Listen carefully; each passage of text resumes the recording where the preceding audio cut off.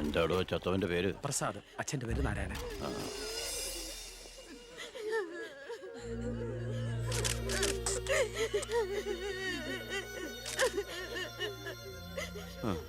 പ്രസാദിന്റെ അച്ഛൻ നാരായണ കേട്ടാ. പ്രസാദ് എപ്പോഴും പറയുമായിരുന്നു അച്ഛനെ കുറിച്ച്. വിഷമിക്കരുത്.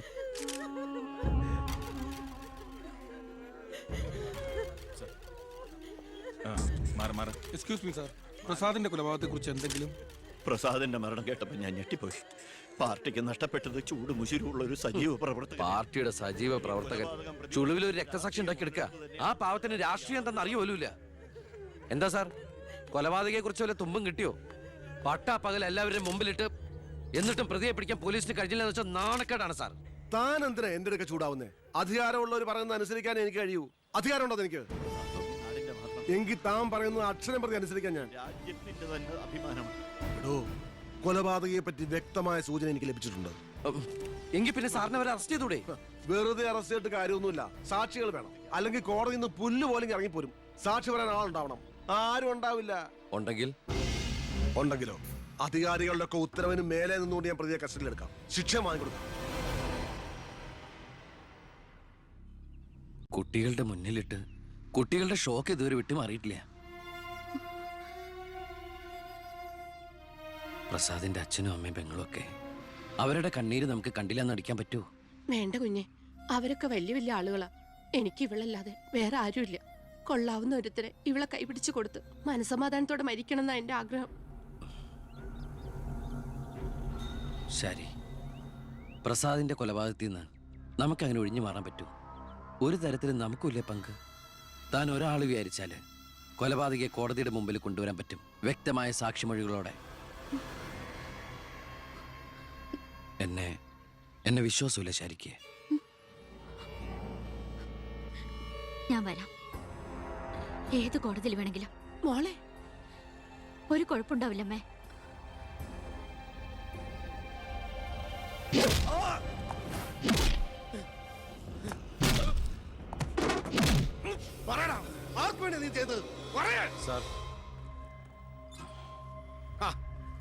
ഇവനാണ് മുഖ്യപ്രതി, വെട്ടൂർ ശിവൻ.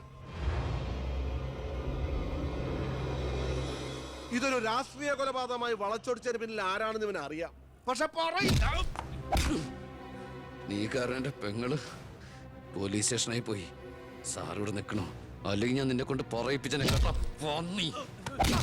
ഞാൻ നിൽക്കുന്നത് താൻ കാര്യാക്കണ്ട. കൊടുക്കടോ. തന്റെ പെങ്ങളെ കെട്ടായിരുന്നവനല്ലേ ഇവൻ കൊന്നത്. അപ്പൊ പിന്നെ ഞാൻ ഇടിക്കുന്നതിനേക്കാളും പവർ തന്റെ കഴിക്കാം. നോക്കി നിൽക്കാതെ കൊടുക്കണോ.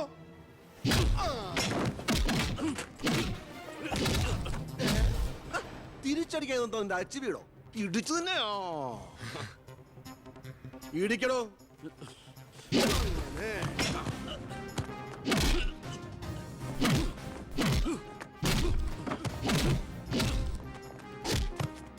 എന്താണോ നോക്കി നിൽക്കുന്നേ? ആ ട്യൂ മാറ്റിയിടാൻ പറഞ്ഞത് എത്ര ദിവസമായി? പോയി മാറ്റിട്ടോ.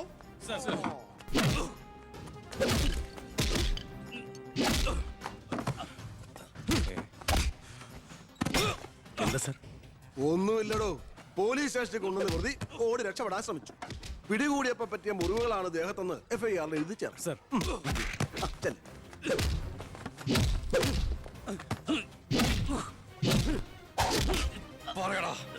ആര് പറഞ്ഞിട്ടാണ് നീ ചെയ്തത്? പറയാൻ ആരാണ് നിന്റെയൊക്കെ പിന്നിൽ?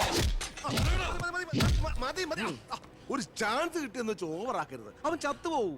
പിന്നെ ലോകം മർദ്ദനം, CAക്ക് സസ്പെൻഷൻ. വെറുതെ എന്തിനാ എന്റെ കഞ്ഞിയില്? തൽക്കാലം ഇവനൊന്ന് റെസ്റ്റ് എടുക്കട്ടെ. എനിക്ക് അവന്റെ മേലെ കുറച്ച് പണിയുണ്ട്. എന്നിട്ട് ഞാൻ അവനെ കൂടെ സത്യം പറയിപ്പിച്ചോളാം. താൻ ചെല്ലേ.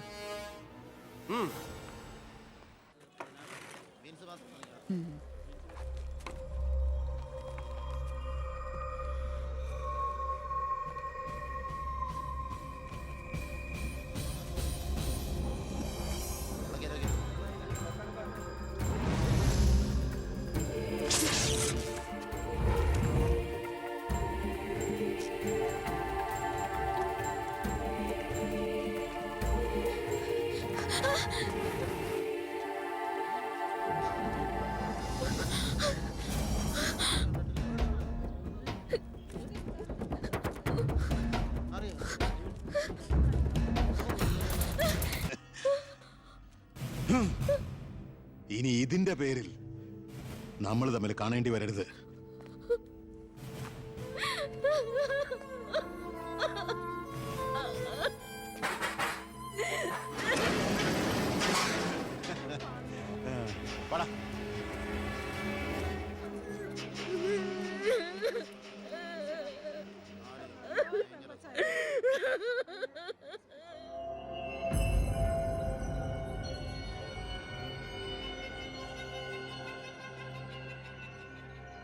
രണ്ടുപേരോട് 1000 വട്ടം ഞാൻ പറഞ്ഞതല്ലേ, കല്യാണ പ്രായ പെണ്ണ.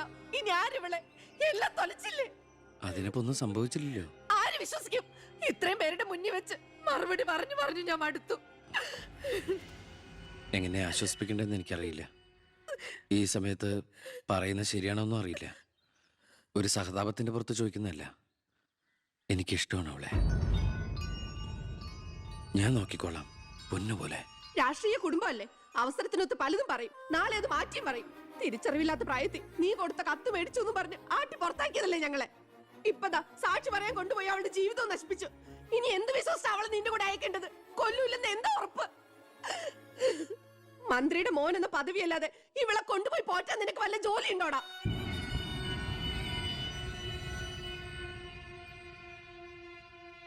ഇനി മേലാൽ ഇമാതിരി വർത്താനം പറഞ്ഞ് ഈ വീടിന്റെ പരിസരത്തെങ്ങാനും വന്ന ദേവകിയുടെ ശരിക്കുള്ള സ്വഭാവം നീ അറിയും. അമ്മേ, നീ ഒന്നും ഉണ്ടായിരടി. ഇറങ്ങി പോകുന്നുണ്ടോ?